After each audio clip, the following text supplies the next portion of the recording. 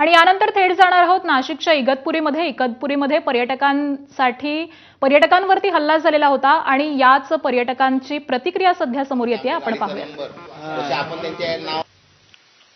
त्यांनी आपलं नको काढायला, ती भीती होती पब्लिक आहे बघ. नॉर्मल आपल्यावर जीव घेणं, हल्ला झाला तरी आपण त्यांना काही केलं नाही, पण ते तर आपला जीव घेणार होते. उद्या त्यांनी आपला ऍड्रेस काढून तुम्ही पोचले आमचे नंबर नसताना ते पण पोचू शकता, म्हणून मी हा ऍड्रेस नाही दिला त्यांना. असा विषय. रोल का हो रोल. ताई तुम्ही भावली धबधब्यावर नेमकं कधी फिरायला गेलेला होता, नेमकी काय घटना घडली?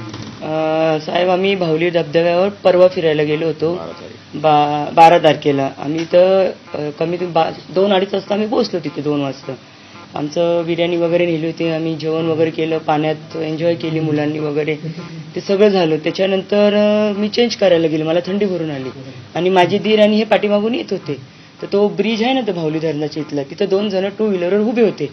तर मी अशी वरतून आपली गेली नॉर्मली त्यांच्याकडं, त्यांच्या बाजूने चालली होते. तर त्यांनी शिट्टी वाजवली, तर त्यांनी कमेंट पास केली माझ्यावर. तर मी तिकडे जाऊन त्यांना 1-2 शिवी दिली की काय म्हटलं तुम्ही लेडीजला हे काय करता, पब्लिक प्लेस आहे म्हटलं, तुम्हाला शोभतं काय. तर असा एवढा विषय झाला. त्याच्यानंतर तो मला परत काहीतरी बोलला, तर तरी मी थोडं इग्नोर मारलं. तर ह्यांनी ऐकलं की हिचं काहीतरी चालू आहे त्याच्याबरोबर.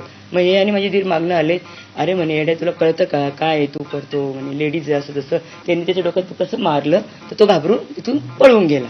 त्याच्यानंतर त्याच्या बाजूला जी हे होती गाडी व्हाईट कलरची, तिथं ते काही सामान विकत होते, तिथं 8-10 मुलं उभे होते.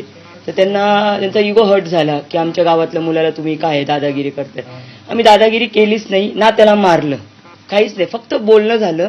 त्याच्यानंतर पण हे लोक आमच्यावर धावून आले, अंगावर शिव्या गाळ करायला लागले. मग ह्यांनी पण केली, मी पण केली, माझी मुलं पण. मग थोडी आमची हातापाई तिकडे झाली. तिथल्या पब्लिक लोकांनी आम्हाला वाचवलं, चला चला सोडा सोडा जा वगैरे. आम्ही तेवढं केलं. तिथून आम्ही आमच्या गाडीत निघालो. फक्त त्याच्यातला एक मुलगा आहे, त्याचं नाव नाही मला माहिती, पण त्यांनी असं इशारा करून गेला आम्हाला की बघतो बघ पुढे असं. तर आम्हाला ते डोक्यात नाही आलं की तो पुढे जाऊन तिथं आमच्यावर काय करेल. आम्ही आमचं नॉर्मल निघालो. मग आम्ही थोडं भावलीच्या पुढे गेलो. पुढे गेल्यानंतर एक बलेनो आली, फास्टमध्ये डायरेक्ट आडवी लावली आम्हाला. मग ती बरी आमच्या इकडे लावली, अशी रस्त्यात नाही लावली. आम्हाला तर जाता पण नसतं आलं, आम्ही तिथंच हे झालं असतं आमचं. लगेच तो गाडीतून उतरला, हाताने काचा फोडल्या त्यांनी ह्याच्याने दोन्ही पुढच्या ड्रायव्हर सीटच्या बाजूची आणि त्यांच्या मागची फायटर काय त्याच्यानी ते फोडल्या. पहिला वार तिथं केला. मी यांना म्हणते आवरा पटकन किरण गाडी काढा, त्यांना ते सुचेना. आता पहिल्यांदा ती गाडी चालवत आहे त्यांची नवीन, तर ते काहीतरी करत त्यांनी काढली. तिथं स्पीड ब्रेकर होता, उडाली गाडी. आणि जी आम्ही निघालो तिथून, आणि नंतर मागे मुलं म्हणते मम्मी अजून एक 2 व्हीलर मागे येते आपल्या, तू ते बघ. आता पार तू व्हिडिओ काढ म्हटलं पटकन, कोण हे कळेल. तर त्यांच्याकडे रॉड होते त्या 2 व्हीलर, तुम्ही ते व्हिडिओ पाहिलेच असेल. तर त्या ब्रिज खाली तिथून त्यांनी पहिले एक रॉड फेकले, दुसरा फेकला, तो तिथे एक्झॅक्ट लागला नाही त्यावेळेस.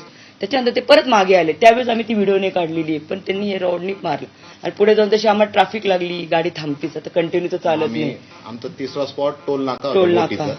त्यांनी म्हणजे सुरुवातीपासून पहिला त्यांनी भावली डॅम पाशी अटॅक केला आमच्यावर.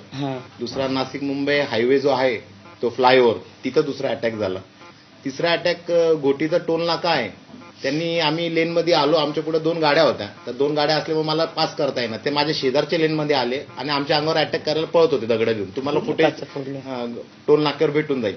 आम्ही तिथून रिव्हर्स घेतली, त्यांनी परत दगड मारले. आम्ही चौथ्या याच्यामधून लेनमधून 7 नंबरची लेन, ते बॅरिकेड तोडून आम्ही पळालो. एक जण लटकला होता तिथे. नाही ते पुढच्या स्पॉटला, ते आम्ही तोडून बॅरिकेड पळालो. आम्ही फक्त जीव वाचवण्याचा प्रयत्न करत होतो.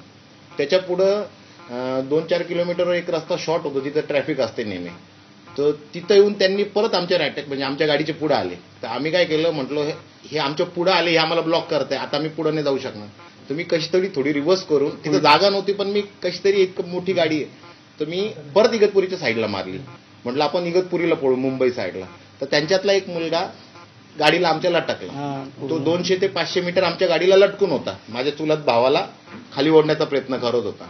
तर आम्ही गाडी पळू पण नव्हतो शकत. जर हा गाडी खाली आला तर आमच्याकडनं एखाद्याचा बळी होईल, आणि आम्ही थांबूही नव्हतो शकत की जर आम्ही थांबलो तर आमचा बळी जाईल.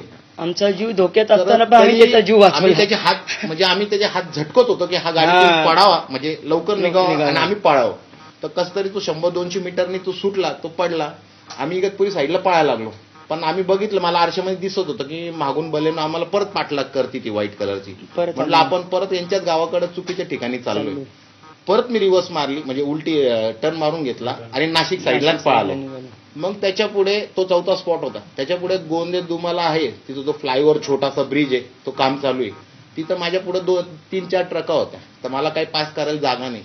पण ते शेजारून परत बलेनो आली आणि ते आता आम्हाला काय आलं की पुढे आहे. तर तिथं स्थानिक लोक भरपूर होते. मी सर्वांना रिक्वेस्ट केली, यांनी हे रडत होते खूप की आम्हाला वाचवा, आम्हाला हे मारून टाकणार आहे. मारून टाकणार तो आहे. 20-50 जण तिथं तर या कुटुंबाच्या पत्रकार परिषदेकडे आपलं लक्ष असेल, पण तुर्तास थेट